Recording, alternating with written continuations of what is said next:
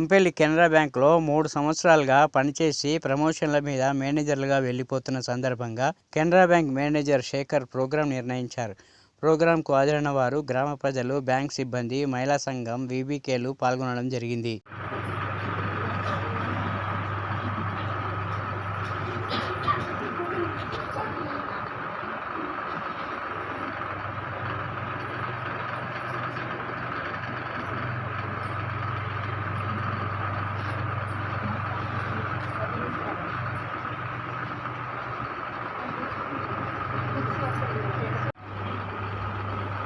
అందరికీ నమస్కారం.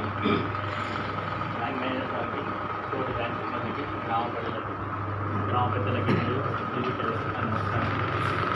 అసలు నేను బ్యాంక్లో 2017లో జాయిన్ అవ్వడం